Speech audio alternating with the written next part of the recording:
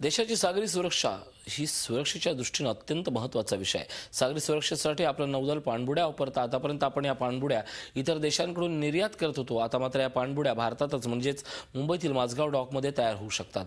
DCNX ही या कंपनीनं ही किमया साधली आहे। याविषयी कंपनीचे उपाध्यक्ष प्रशांत चट्टोपाध्याय आणि सोमनज्योती बसू यांच्याशी बातचीत केली आमचे प्रतिनिधी दीपक भातुसे यांनी। सागरी सुरक्षेत महत्त्वाची भूमिका बजावत असते ती पाणबुडी आणि आतापर्यंत आपण या पाणबुड्या इतर देशाकडून आयात करत होतो आणि हा खर्च अत्यंत मोठा होता। परंतु आता भारतातच या पाणबुड्या बनायला सुरुवात झालेली आहे आणि ही किमया केलेली आहे DCNS या कंपनीने।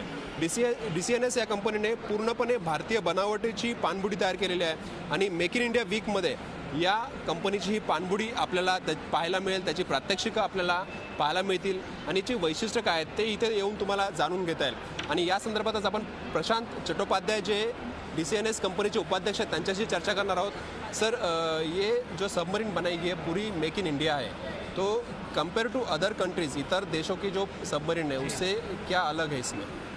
इसमें अलग यही है कि ये जो स्कॉर्पियन सबमरीन बन रहा है वो फ्रेंच टेक्नोलॉजी से बन रहा है और फ्रेंच टेक्नोलॉजी वो हमने माझगाव डॉक को दिया है, माझगाव डॉक ने बना रहा है वो। ये हो गया part of it is make in India.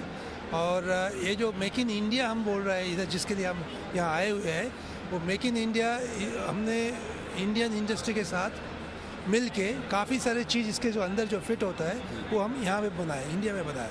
और इसका जो इसमें वैशिष्ट्य यही है कि एक तो ये पहले सबमरीन से ये ज़्यादा पावरफुल है।